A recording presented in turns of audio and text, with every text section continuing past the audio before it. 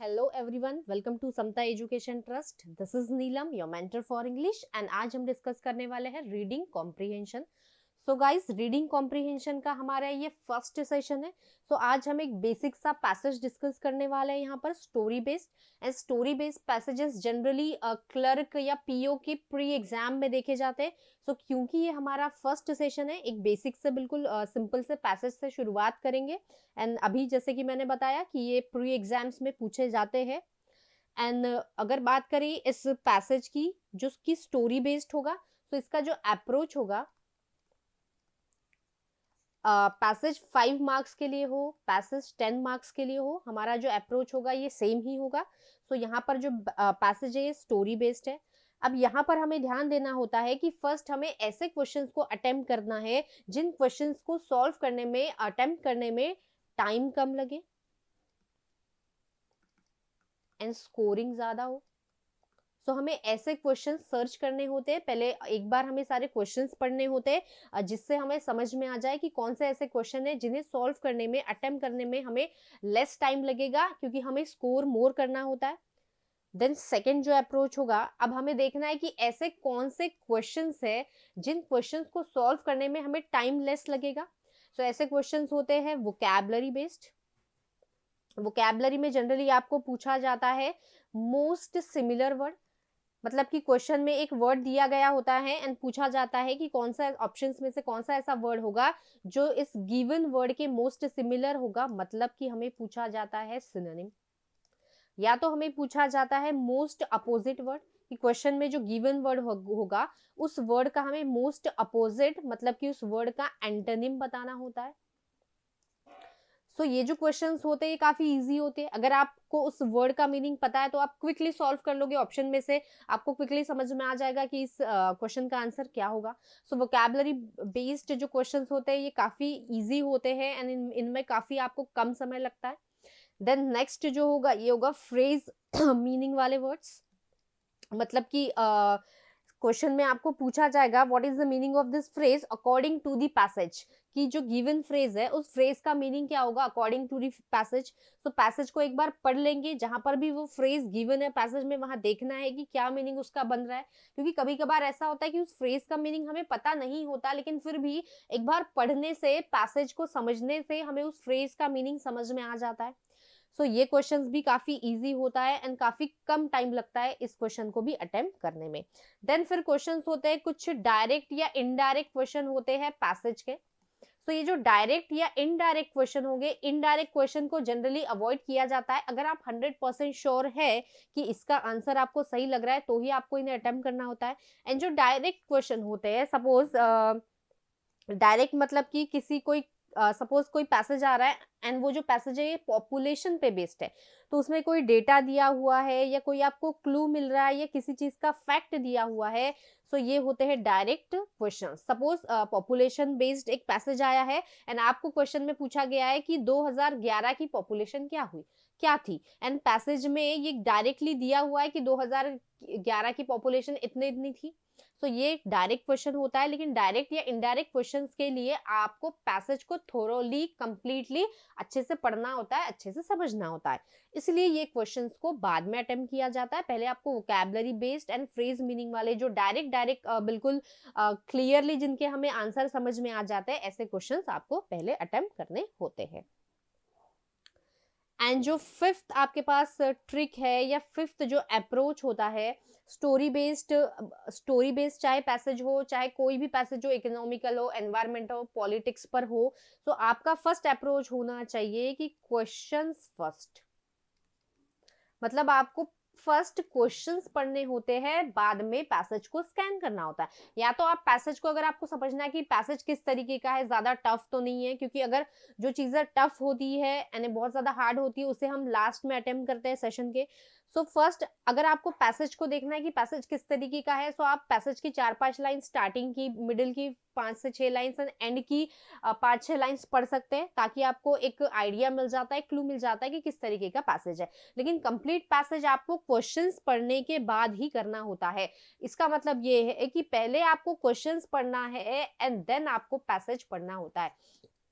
अब होगा क्या, फर्स्ट क्वेश्चन पढ़ने से कि आपको एक रफ आइडिया मिल जाता है कि किस तरीके का पैसेज है एंड क्वेश्चंस में क्या क्या चीजें पूछी गई है। सपोज यहाँ पर 10 क्वेश्चन है, 10 क्वेश्चन में मैंने देख लिया कि 5 क्वेश्चन तो वोकैब पे ही बेस्ड है, तो मैं क्या करूंगी, पहले ये 5 क्वेश्चन अटेम्प्ट करूंगी वोकैबलरी बेस्ड, क्योंकि मुझे पता है कि ये जल्दी क्विकली अटेम्प्ट हो जाएंगे।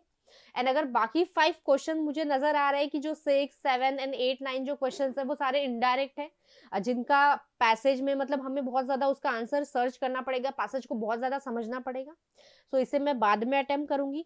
तो क्वेश्चंस फर्स्ट पहले पढ़ने से आपको एक आइडिया मिल जाता है, एक रफ क्लू मिल जाता है कि किस तरीके का पैसेज है एंड क्वेश्चंस में क्या क्या चीजें पूछी गई है।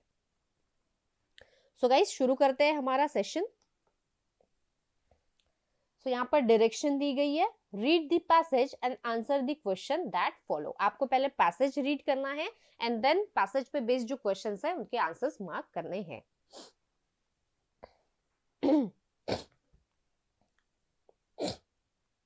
So let's start. Once upon a time there lived a farmer who had a little land. मतलब एक बार की बात है, एक फार्मर था एंड उसके पास लिटिल लैंड थी, मतलब बहुत कम लैंड थी। हिज नेम वॉज टुआन, उसका नेम टुआन था। And he was very kind and good नेचर्ड person, वो बहुत ज्यादा काइंड था, दयालु था एंड बहुत अच्छे नेचर का पर्सन था। ही लिव्ड इन अ हट on his land with his wife and children and earned by selling whatever crops he could produce on his small land. तो वो एक हट में, एक हट मतलब एक झोपड़ी कह सकते हैं हम, तो उसमें रहता था उसकी वाइफ एंड चिल्ड्रन के साथ। तो यहाँ पर वाइफ एंड चिल्ड्रन की बात की गई है। And earn by selling what ever crops he could produce on his small land. And जो भी चीजें, जो भी उसके लैंड पर प्रोड्यूस होता था, जो भी क्रॉप्स होते थे, वीट या राइस या जो भी क्रॉप्स, उन्हें वो सेल करता था एंड उसी से उसकी अर्निंग, मतलब उसी से वो अपना पैसा कमाता था। टुआन लव्ड टू हेल्प अदर्स। टुआन को दूसरों की मदद करना बहुत ज्यादा, दूसरों की हेल्प करना बहुत अच्छा लगता था। Whenever someone fell ill or needed something badly, टुआन was there to help that person. And जब भी किसी पर्सन को जरूरत होती थी, वो नीड में होता था या बीमार होता था, तो टुआन उसकी हेल्प जरूर करता था। If someone died in the village, Tuan assisted the family members of the deceased person in whichever way he could. And Tuan जब भी किसी की डेथ होती थी विलेज में, तो टुआन उसकी फैमिली को असिस्ट करता था, मतलब कि हेल्प करता था। जो डिसीज्ड पर्सन था, जिस पर्सन की डेथ हो गई है, उस पर्सन के फैमिली को इन विचेवर वे ही कुड, मतलब जिस तरीके से भी, जैसी भी मदद वो कर पाए, छोटी या बड़ी, वो करता था। If anyone fell ill at night, Tuan was right beside the village doctor to help him prepare medicines and tend to the sick. And जब भी उनके विलेज में, मतलब वो एक विलेज में रहता था छोटे से, तो विलेज में जब भी कोई बीमार पड़ता था, जब भी कोई सिक हो जाता था, तब चुआन डॉक्टर को हेल्प करता था मेडिसिन प्रिपेयर करने के लिए। देयर सीम, मतलब शायद ये बहुत पुरानी बात है, क्योंकि बहुत पहले डॉक्टर्स तो नहीं हुआ करते थे, लेकिन वो वैद्य जी हुआ करते थे एंड वो फिर जड़ी बूटियों से मेडिसिन प्रिपेयर करते थे। तो शायद यहाँ पर, क्योंकि मेडिसिन प्रिपेयर तो तब के जमाने में की जाती थी, अभी तो सारी टैबलेट्स और ये सारी चीजें होती है, तो शायद पुरानी बात की जा रही है। There seem to be none who hated this man. And ऐसा कोई पर्सन नहीं था जो इस मैन, मतलब ये टुआन को हेट करता था, टुआन से नफरत करता था, मतलब सभी उसे पसंद करते थे। He appeared to be loved by one and all, मतलब वो सभी के द्वारा मतलब वो सभी को अच्छा लगता था।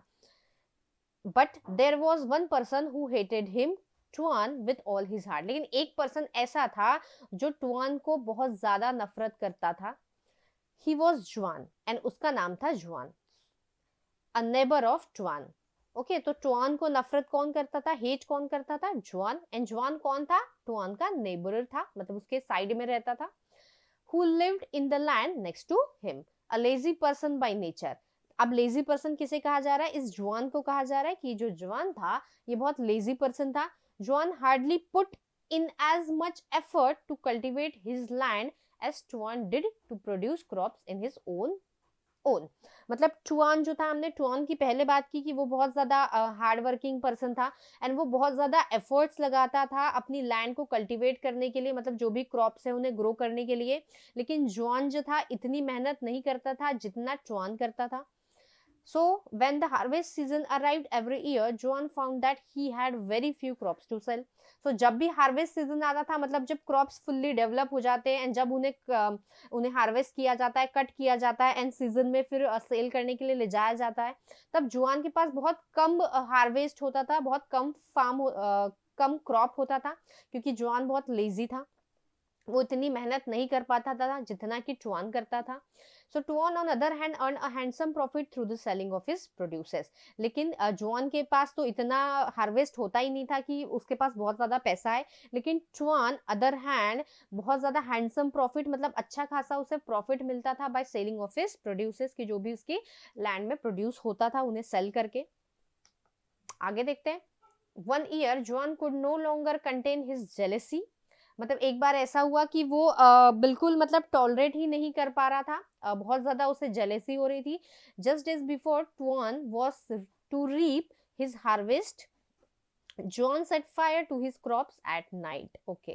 So मतलब इतनी ज्यादा उसे उससे जेलेसी थी कि टुआन जब अपना हार्वेस्ट, टुआन मतलब जो अच्छा पर्सन था, वो जब अपना हार्वेस्ट को रीप करने वाला था. रीप मतलब क्या होता है, किसी भी चीज का प्रॉफिट लेना, मतलब जब उसके हार्वेस्ट क्रॉप फुल्ली तरीके से ग्रो हो चुके थे, डेवलप हो चुके थे, एंड जब जस्ट उसे वो कट करके सेल करने के लिए प्रिपेयर करने ही वाला था, सो जॉन ने क्या किया, set fire to his crop at night. उसके क्रॉप में क्या कर दिया, फायर लगा दी, मतलब आग लगा दी, जला दिया.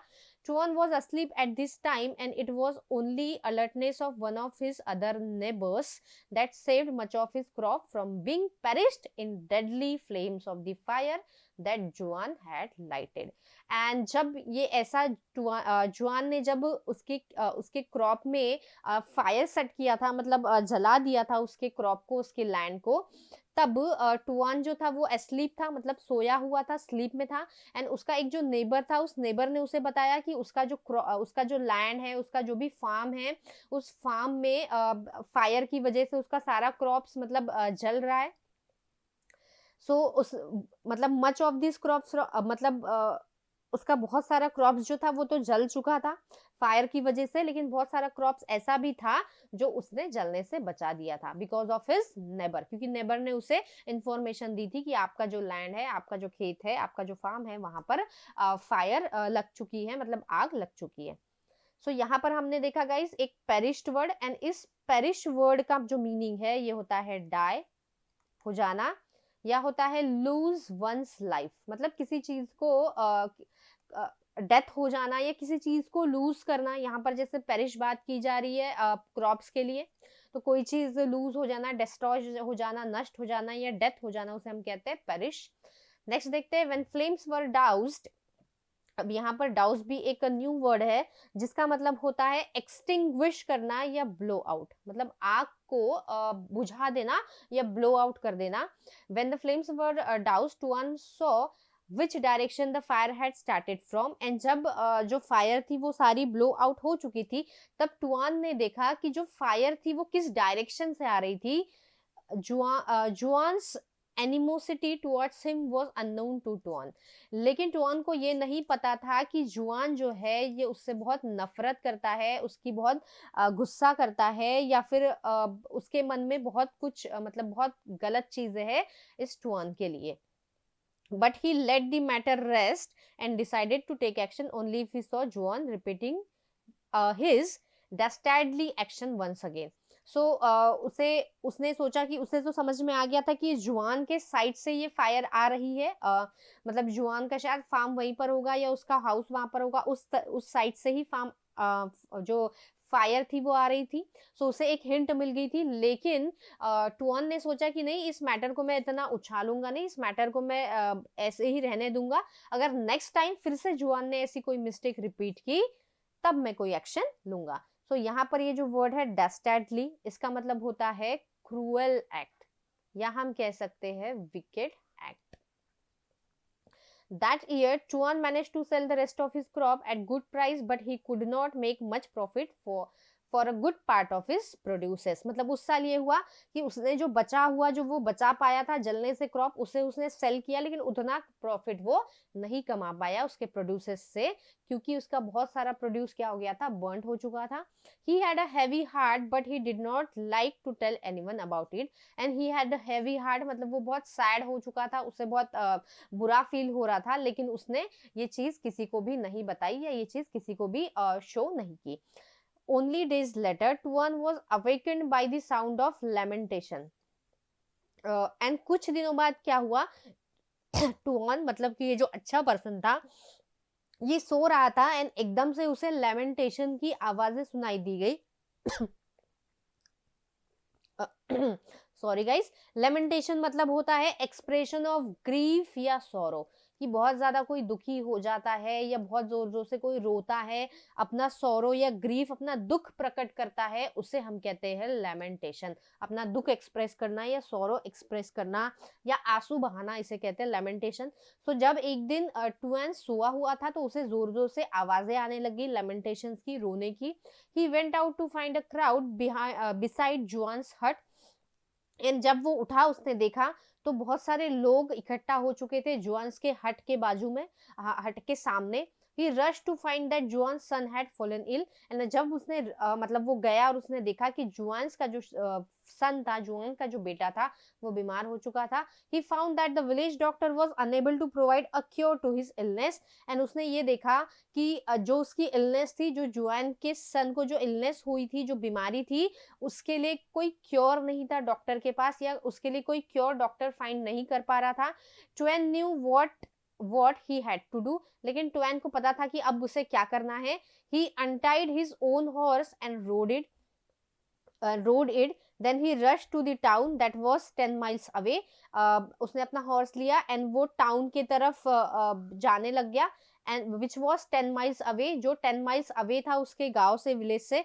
And fetch a more expensive doctor who live there. And उसने वहां पर गया, एक टाउन में, मतलब कि एक छोटा शहर था उसके गांव से 10 miles अवे, वहां पर गया एंड एक और एक्सपेंसिव, एक बड़े डॉक्टर को लेकर आया। आगे देखते हैं। This doctor was able to guess the disease correctly and provided an exact cure for it. And ये जो डॉक्टर था जिसको टुआन ने लाया था टाउन से, वो डॉक्टर सही तरीके से उस डिसीज को गेस कर पाया एंड उसके लिए एग्जैक्ट क्योर मतलब मेडिसिन भी उसने प्रेस्क्राइब की या दी। Within hours, the boy was found to sleep soundly, and Chuan went with the doctor to take him back to the town. And medicine देने के कुछ ही आवर्स के बाद वो जो बॉय था, जो इल था, जो बीमार था, वो आसानी से सो पाया, साउंडली, अच्छे से सो पाया, मतलब उसकी जो भी प्रॉब्लम थी वो कम हो चुकी थी। एंड टुआन जो था उस डॉक्टर के साथ फिर से उस डॉक्टर को टाउन वापस छोड़ने के लिए चला गया। अ डे लेटर, फिर एक दिन बाद, जुएन जो था वेंट टू टुएन्स हट। जुएन मतलब जो अच्छा इंसान नहीं था, वो एक अच्छा इंसान मतलब टुएन्स के हट में गया, उसके हट में गया and began to weep bitterly, मतलब जोर जोर से रोने लग गया। He confessed to his sins but was surprise when Tuan told him that he knew all about it. And वो कन्फेस करने लग गया कि हाँ, मैंने आपके साथ गलत चीज की, आपके फार्म में मैंने जो फायर लगाई थी एंड सारी चीजें, ऐसी गलतियां की, मैं आपके बारे में जो भी गलत चीजें, वो सारी चीजें उसने कन्फेस की। लेकिन टुआन ने बताया कि टुआन को ये सारी चीजें पहले से ही पता थी। Then you knew that I had set fire to your crops and still you fetched the doctor for my son. And अब जुएन बोल रहा है कि आपको पता था, आपको जब ऑलरेडी पता था कि मैंने ही आपके क्रॉप में फायर सेट की थी, लेकिन फिर भी आप मेरे बेटे के लिए डॉक्टर लेके आए। Asked the astonished Juan. Astonished मतलब सरप्राइज्ड जुएन, कि जुएन सरप्राइज हो चुका था कि मैंने इसके साथ बहुत गलत चीज की, लेकिन फिर भी इसने मेरे बेटे के लिए मतलब इतनी हेल्प की। टुआन nodded and said, उसने नॉड मतलब सिर हिलाना। I did what I knew was right, कि मैंने वही किया जो मुझे लगा सही था। Could I do wrong just because you had done so? तो आपने मेरे साथ गलत किया था, इसलिए क्या मैं भी आपके साथ गलत करूं? ये पूछता है टुआन जुआन से। जुआन stood up and embraced Tuan. Both men were in tears and so were others who stood by them, and दोनों ने एम्ब्रेस किया एक दूसरे को, एंड सारे सभी के आंख से आंसू आने लग गए जितने भी लोग वहां प्रेजेंट थे. फ्रॉम दैट डे जुआन चेंज हिमसेल्फ, जुआन ने उस दिन से जुआन ने खुद को चेंज किया. With in a year he could produce much crop in his land through his hard work, and hard work करके उसके बाद वो भी अच्छा खासा क्रॉप प्रोड्यूस करने लग गया. When others asked him how he had changed so much, and जब दूसरों ने पूछा कि तुम इतने कैसे चेंज हो गए हो, he only replied, सिर्फ उसने एक ही चीज बोली, एक ही आंसर में जवाब दिया, it was the goodness and love of Tuan that transformed me, कि ये सिर्फ और सिर्फ टुआन की गुडनेस, अच्छाई या अच्छापन था, एंड उसका जो लव था जिसने मुझे ट्रांसफॉर्म कर दिया. तो आई होप गाइस सभी को ये स्टोरी क्लियरली समझ में आ चुकी है, एंड इस तरह की ही स्टोरी आपको क्लर्क एग्जाम प्री में एंड पीओ प्री में देखने को मिलती है. सो जैसे कि अभी आईबीपीएस क्लर्क आने ही वाला है, so this will help you a lot. So let's see questions. So यहाँ आपके पास फर्स्ट क्वेश्चन है जो हमने पैसेज रीड किया है अभी, उस पैसेज पे ही बेस्ड ये क्वेश्चन है.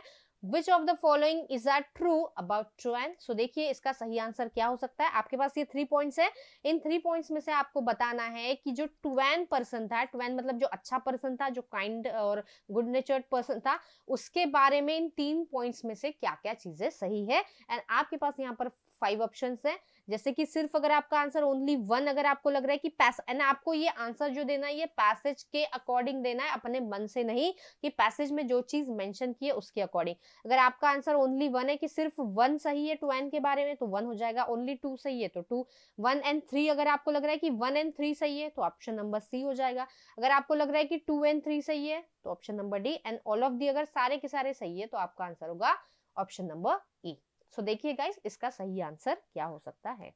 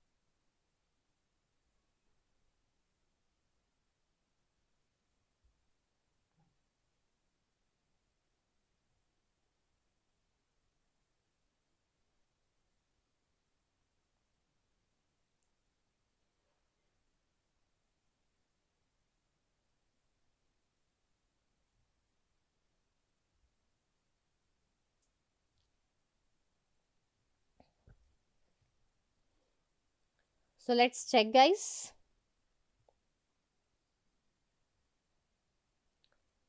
टुआन के बारे में हमें बताना है कि रिलेटेड टू टुआन कौन कौन से सेंटेंस बिल्कुल सही है. He was a doctor along with being a farmer. Tuan सिर्फ और सिर्फ फार्मर था, डॉक्टर नहीं था, सो ये यहाँ से एलिमिनेट हो जाएगा, wrong. He was a good नेचर्ड and kind person. Yes, good nature and kind person था टुआन, बिल्कुल सही है.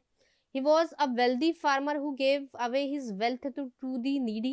So यहाँ पर उसके wealth या वो needy लोगों को अपनी wealth देता था, पैसे देता था, ऐसी कोई बात नहीं की जा रही है. यहाँ पर help की बात की जा रही है कि वो help करता था, लेकिन wealth देने की या बहुत ज़्यादा wealthy था, बहुत ज़्यादा उसके पास पैसा था और बहुत सारी चीज़ें थी, तो ये सब नहीं है. वो एक सिंपल सा फार्मर था जो एक हट में रहता था. सो ये भी गलत हो जाएगा. सो हमारा जो सही आंसर होगा related to Tuan will be only option number 2. तो यहाँ करेक्ट चॉइस हो जाएगा option number B. Next question देखते हैं. Which of the following are some ways in which Juan transformed himself? कि जुआन ने किस तरीके से खुद को ट्रांसफॉर्म किया।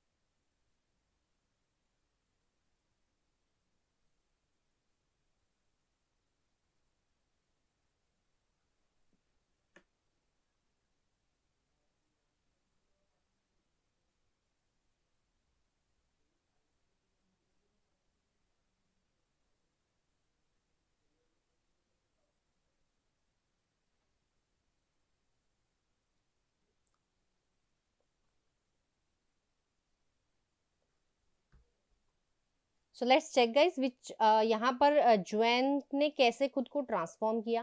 So first is he begin to work hard on his crops. Yes, passage के एंड में अगर बात करें तो दिया था वहां पर पैसेज के एंड में दिया था कि दे sorry from that day Juan changed himself and within a year he could produce much crops। इस तरीके का पैसेज के लास्ट में दिया हुआ है।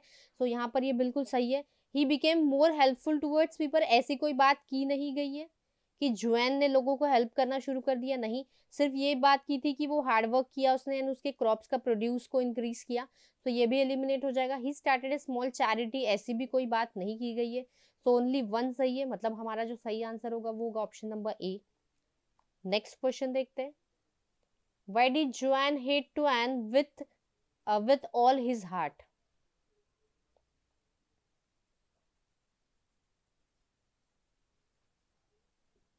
मतलब कि जुआन क्यों हेट करता था, ट्वेन से क्यों नफरत करता था with all his heart.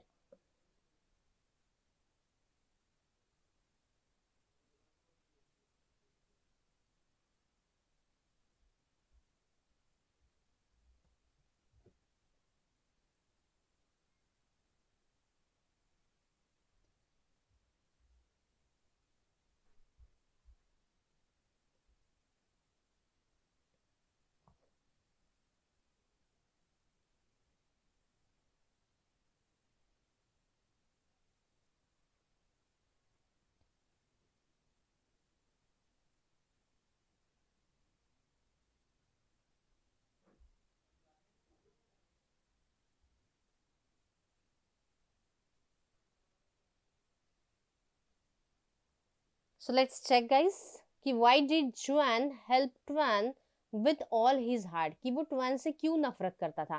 So first is Juan wanted attention from people around him but all of them like Twain better, नहीं। Juan wanted to be more good natured and helpful than Tuan। ऐसी भी कोई बात नहीं थी, ऐसी कोई बात नहीं की गई है पैसेज में। Juan was jealous of Tuan's harvest which earned him a huge profits। yes, ये बिल्कुल सही है कि जुआन ट्वेन से हेट इसलिए करता था क्योंकि ट्वेन का जो प्रॉफिट होता था, जो हार्वेस्ट या जो क्रॉप प्रोड्यूस होता था, ये ज्यादा होता था क्योंकि ट्वेन जो था ये ज्यादा हार्ड वर्किंग पर्सन था एंड जुआन लेजी था। सो ट्वेन का क्रॉप ज्यादा निकलता था, हार्वेस्ट ज्यादा होता था, उसे ज्यादा प्रॉफिट होता था, इसलिए जो जुआन था इसे हेट करता था, जेलेसी फील करता था। तो ये सही आंसर होगा।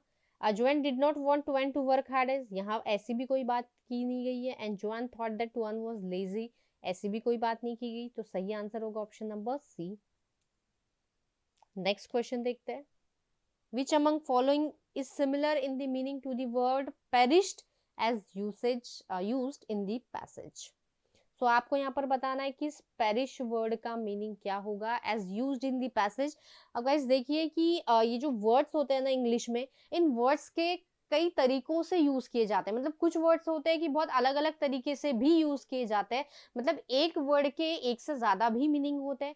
सो यहाँ पर ये जो पेरिश वर्ड है ना, इस पेरिश वर्ड का मीनिंग हमें इस पैसेज के अकॉर्डिंग बताना है।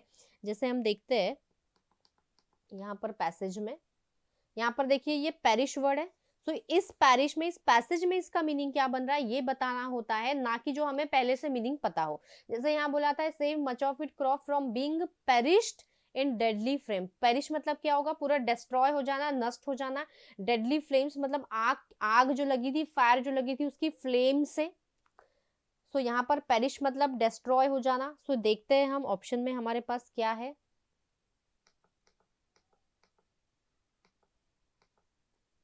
ग्रीव नहीं होगा, यस डिस्ट्रॉय बिल्कुल होगा।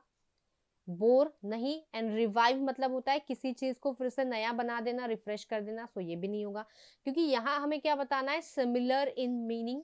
एंड गाइज याद रखना, क्वेश्चन पढ़ना भी बहुत इंपॉर्टेंट होता है। यहाँ सिमिलर मीनिंग पूछा गया है, एंड हो सकता है नेक्स्ट क्वेश्चन में आपको अपोजिट पूछे, लेकिन आप ये सोचो कि ये आप मतलब ये सोचने लग जाते हो कि ये सिमिलर पूछा है तो होगा नेक्स्ट भी सिमिलर है। बस वर्ड को देखते हैं कि वर्ड क्या है, and जल्दी से आंसर मार्क कर देते हैं। सो इसमें रॉन्ग होने की बहुत ज्यादा चांसेस बढ़ जाते हैं। नेक्स्ट क्वेश्चन देखते हैं। What was the result of Juan setting fire to Tuan's crop? कि जुआन ने जो फायर सेट की थी टुआन्स क्रॉप में, उसका रिजल्ट क्या हुआ?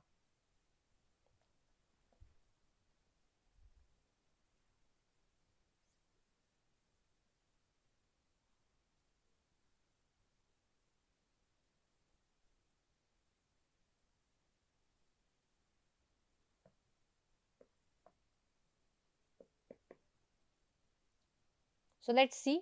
Majority of Tuan's harvest was lost in the fire.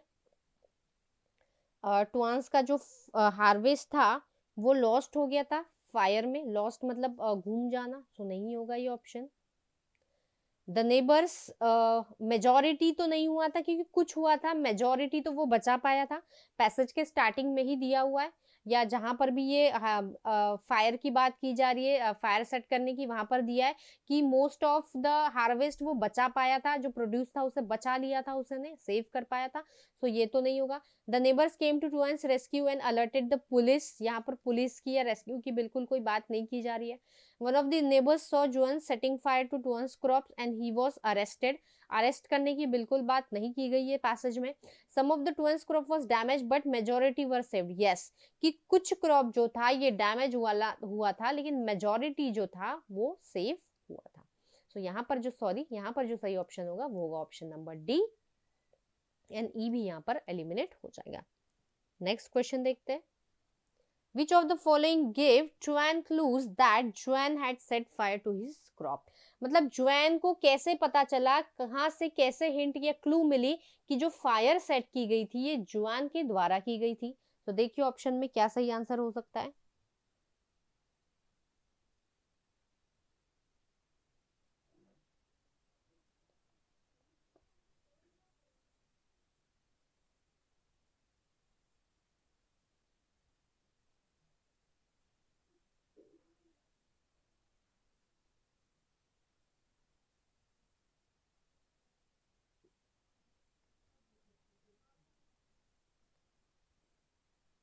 So let's check.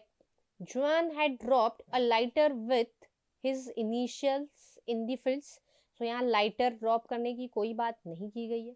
The direction from which the fire had started, yes, कि डायरेक्शन उसने देखी थी कि किस डायरेक्शन से फायर मतलब उसके क्रॉप में एंटर हुई थी, या किस तरीके किस साइड से वो आ रही थी।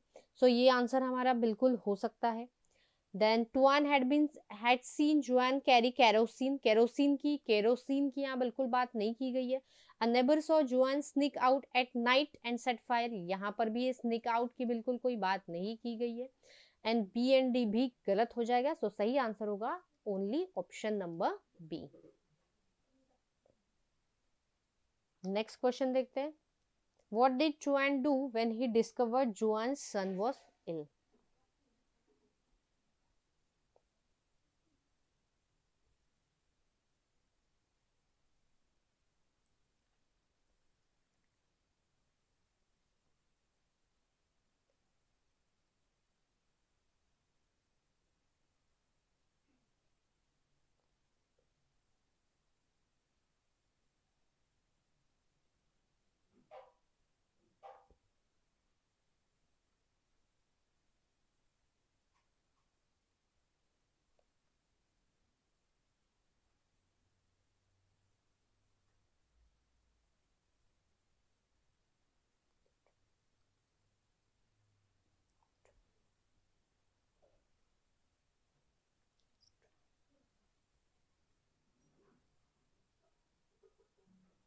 So let's check.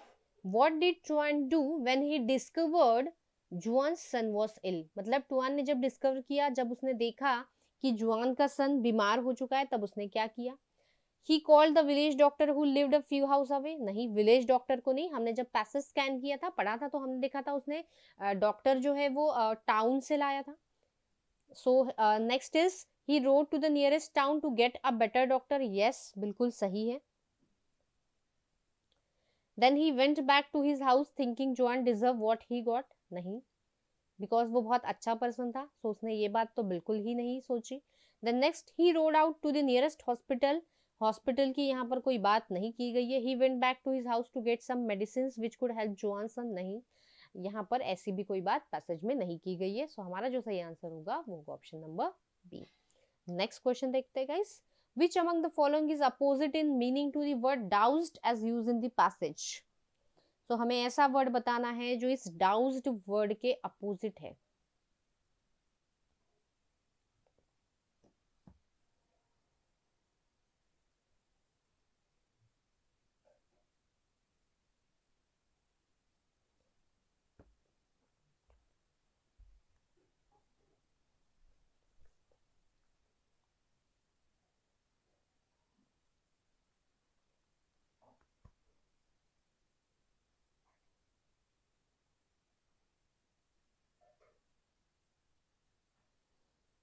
सो यहां पर आपको बताना है इसका opposite.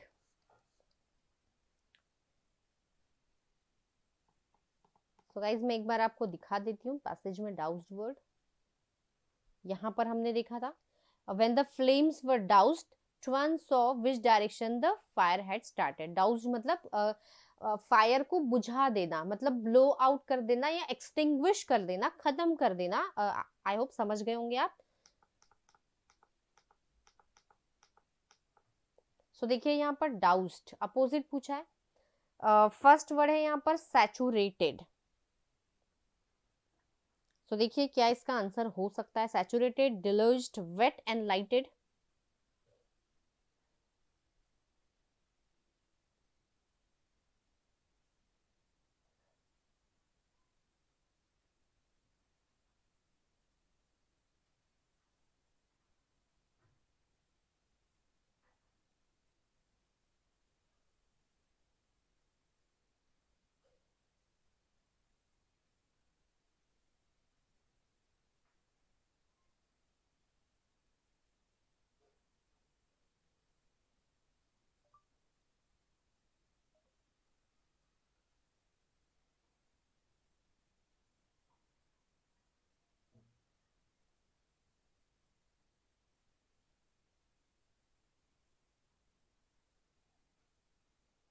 So let's check guys.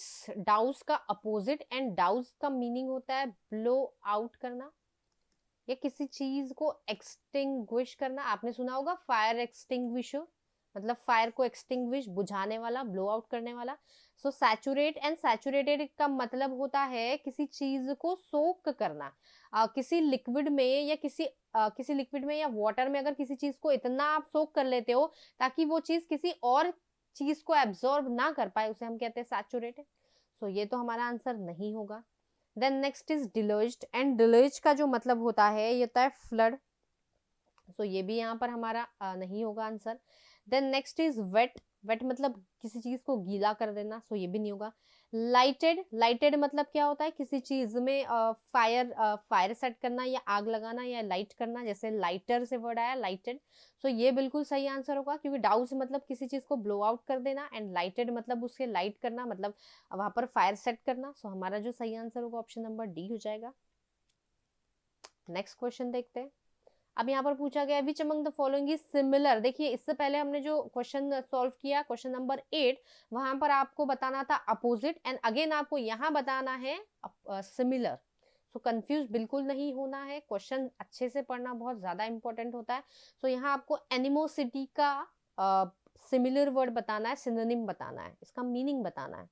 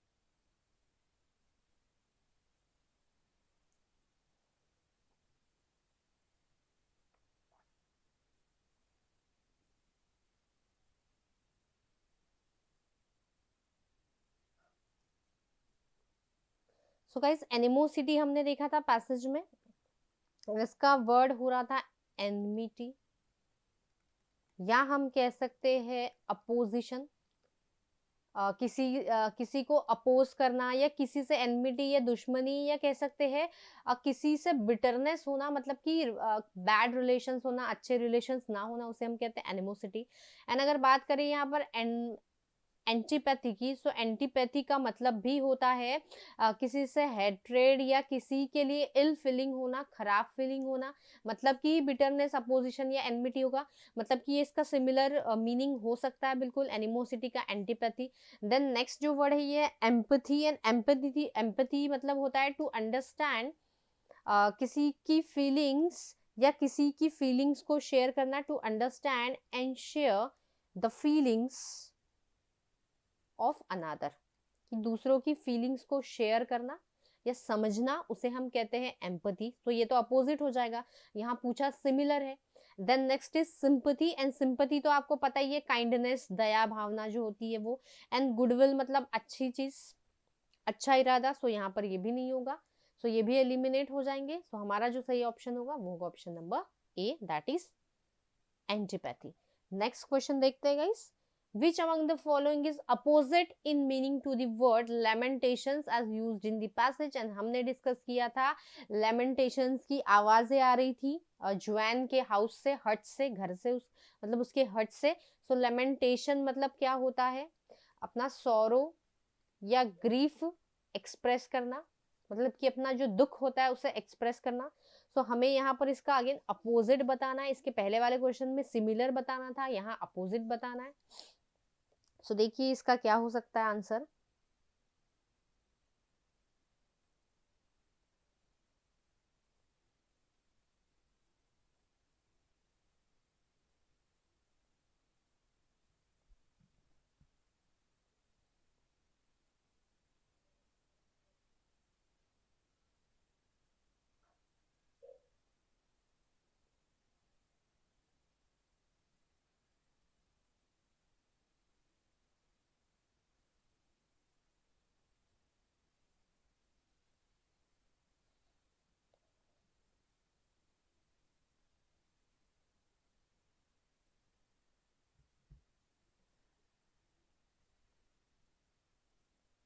So let's check guys, यहाँ पर लेमेंटेशंस का हमें अपोजिट बताना है।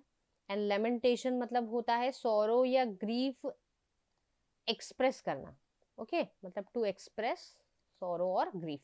सो ग्रीटिंग्स, ग्रीटिंग्स मतलब क्या होता है, किसी को कॉम्प्लीमेंट देना या विश करना, ये ग्रीटिंग्स होता है। तो ये तो इसका अपोजिट नहीं होता है, क्योंकि यहाँ पर बोला जा रहा है कि सॉरो को एक्सप्रेस करना, सो ये इससे रिलेटेड नहीं, रिलेशन नहीं बन पा रहा है कुछ। देन सॉरो, सॉरो तो सिनोनिम हो जाएगा। सेलिब्रेशंस, यस सेलिब्रेशन बिल्कुल हो सकता है, क्योंकि लेमेंटेशन मतलब दुख जाहिर करना, सॉरो या ग्रीफ को एक्सप्रेस करना, एंड सेलिब्रेट मतलब खुशी को जाहिर करना। सो बिल्कुल हो सकता है ये।